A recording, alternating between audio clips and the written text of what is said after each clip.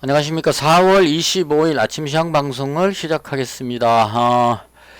금토일 3일 동안 야근하고 지금 조금 전에 퇴근해가지고 방송을 하고 있습니다. 월요일 방송을 좀 늦게 하게 돼가지고 가능하면 짧게 말씀을 드리도록 하겠습니다.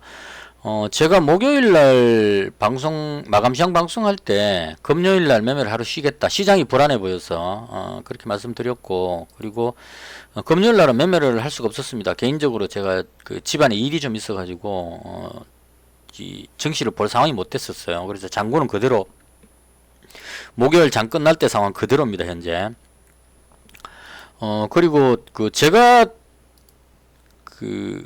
목요일날 이날이죠. 목요일날 왜 보유 종목을 다 팔아버리고 시장이 불안하다고 말씀을 드렸느냐 하면, 그 이전에 이때쯤 제가 상승할 것 같다고 말씀을 드렸거든요. 상방 포지션으로 잡고 있었습니다. 그 근거가 뭐였냐면, 러시아 우크라이나가 협상할 것 같은 느낌이 들었습니다. 왜냐하면 이제 전쟁이 전면전보다는 지역적인 전투기 때문에 이 서로 소모전을 하면 서로가 힘들어지니까 협상 쪽으로 갈 가능성이 있겠다 이렇게 생각을 한 거예요. 그리고 중국 쪽이 상하이 봉쇄가 오래됐기 때문에 코로나 어느 정도 진정되지 않겠느냐. 그래서 상하이 봉쇄가 풀릴 것 같다 이런 쪽으로 이제 생각해가지고 이 두 가지만 완화되더라도 원자재 가격 급등이 어느 정도 잡힐 수 있다는 얘기죠. 그러니까 뭐 석유 가격이라든가 원자재 가격이 하락하게 된다면 물가 급등이 어느 정도 잡힐 수 있다. 이걸 이제 생각을 한 겁니다. 그래서 물가가 어느 정도 잡히게 된다면 금리 인상 부분에 대한 압박도 조금 내려갈 것 같다. 이런 걸 생각해 가지고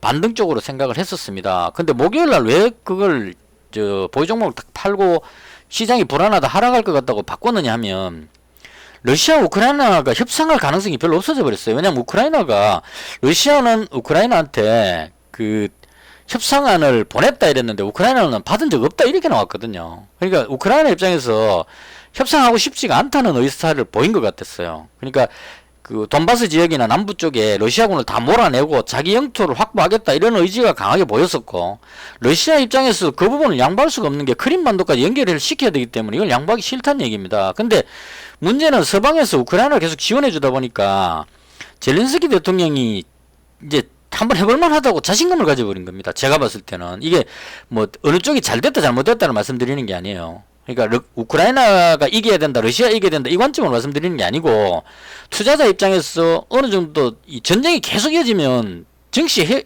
안 좋은 일이 생기니까 투자자 관점으로 봤을 때는 러시아 우크라이나가 전쟁이 어느 정도 협상 쪽으로 가줘야, 그래야 증시가 살아날 수 있다 이 관점으로 보는 겁니다. 누가 정당성이 있느냐, 누가 침범했고 누가 뭐 독립을 하고 막아내고 이런 관점으로 보는 게 아닙니다. 그래서 협상 쪽으로 가줘야 되는데 그게 아닌 느낌이라는 얘기죠. 지금 우크라이나는 서방의 무기를 계속 지원받아가지고 러시아군을 완전히 몰아내겠다는 그런 의지를 보이고 있는 거고, 러시아 입장에서도 세계 군사력 2위 나라가 쫓겨가듯이 도망가는 건 또 용납할 수 없는 그런 상황이라는 얘기입니다. 그래서 이렇게 계속 팽팽하게 가거나 혹은 우크라이나가 우세해지게 되면 협상 쪽보다는 더 전쟁이 과열될 수 있는 더 강력한 무기로 전투가 일어날 수 있는 그런 위험성도 있다는 얘기입니다. 점점점 그쪽으로 조금 빨려 들어가는, 전쟁이 확산되는 느낌을 가진다는 얘기입니다. 지금은 지역적으로 붙고 있지만 이게 서로 간에 팽팽하거나 혹은 러시아가 밀리는 상황이 됐을 경우에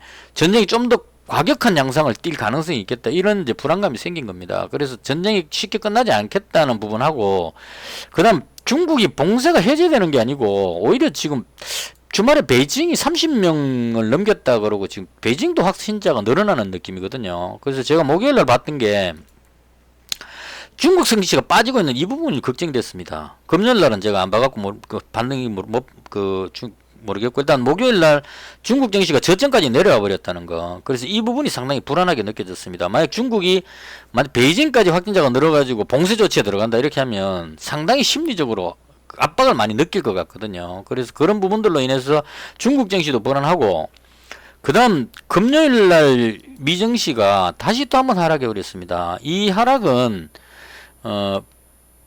파월 연준의장이 빅스텝 인상을 이야기를 했는데 이게 5월달에 0.5포인트로 끝나는 게 아니고 그 이후로도 0.5포인트로 계속 인상할 것 같은 그런 느낌.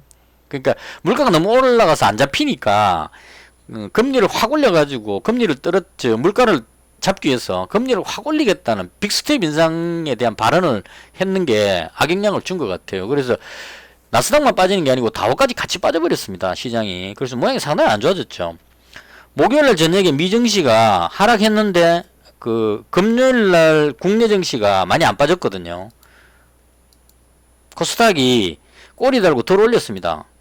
갭으로 떨어졌지만 밑으로 안 오르고 들어 올렸거든요. 들어 올렸는데 미증시가 지금 뒤로 밀려버렸다는 얘기예요. 여기서 이 자리를 지키지 못하고 밑으로 쫙 빠져버렸습니다. 그래서 이렇게 되기 때문에 지금 투자자들의 심리가 상당히 압박감을 느끼고 있다 이런 얘기입니다. 그래서 이 부분이 국내 투자자들이 개인 투자자들이 어떻게 반응할지는 솔직히 잘 모르겠어요. 이게 옛날 같으면 이런 정도 현상이 나오면 투매 비슷하게 그냥 다 던져라 이런 느낌으로 해서 급락하는 그런 모습도 나왔었어요. 제가 십몇 년 전에 투자할 때는 외국인 기관이 계속 매도하면 개인 투자자가 못 버텨가지고 처음에는 이제 떨어지면 가격이 사니까 저점 매수해서 막 매수 들어가다가 한계를 넘었었을 경우 도저히 내가 빚내가지고 미수 몰빵으로 그냥 방어를 계속 했는 저점이라고 샀는데 그걸 깨고 내려가 버렸을 때 반대 매매가 나오는 상황이 됐을 때 이때 개인들이 과연 이걸 지탱해 줄 수 있느냐 하는 이 부분이 걱정스럽게 느껴지는 그런 날입니다. 그래서 이건 그 최근 들어서는 그게 못 봤어요. 그러니까 제가 2년 전에부터 시작해갖고 할 때는 그런 현상은 잘 못 봤습니다. 왜냐면 막 떨어질 때 개인들이 계속 매수해갖고 들어올렸거든요.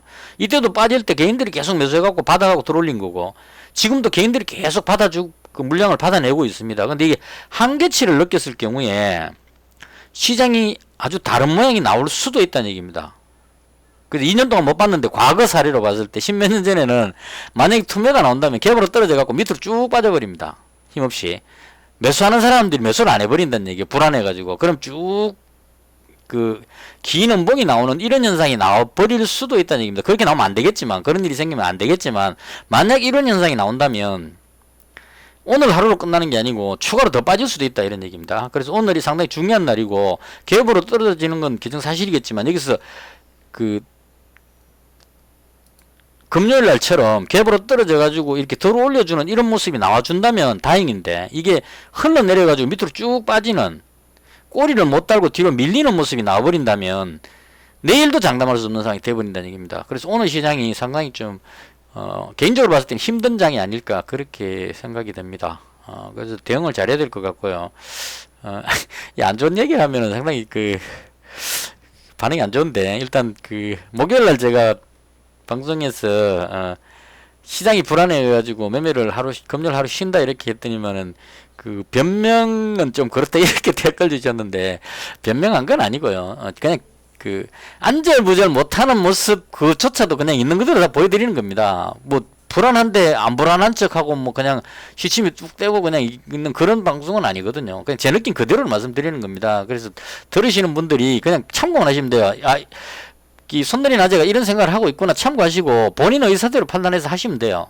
그러니까 제가 뭐 이런 거 변명한다고 해서 저한테 득될 건 아무것도 없습니다. 금요일날 제가 매매를 못한 것은 제 개인적으로 지금 집사람이 고향에 가 있는데 장인 장모님 이제 연세가 많으셔갖고 케어하러 가 있는데 확진이 걸려가지고 이제 만약 집사람은 예방접종 다 했기 때문에 확진 걸려도 약 먹으면 대부분 좀 나으니까 크게 걱정은 안 되지만 그게 이제 장모님하고 장인어른한테로 다 감염이 됐기 때문에 일단 주사 시에 제가 보고하러 달려가야 되는 그런 상황이었었어요. 그러니까 이제 금요일날 또 야근도 해야 되는 상황이고 이게 계속 이제 잤습니다. 집에서 누워서 이제 쉬면서 비상시에 이제 출동을 해야 되니까 그래서 시장을 볼 수가 없었고요. 여기 집중할 상황이 못 됐습니다. 그래서 그냥 하루 쉰 거고 쉬려고 하다 보니까 금요일인데다가 또 주말도 끼어있고 시장이 안 좋은데 이걸 종목을 다 가지고 그냥 넘어가기에는 그건 좀 불안했습니다. 그래서 이제 다 정리하고 현금 웬만하면 이제 현금 안 시키는데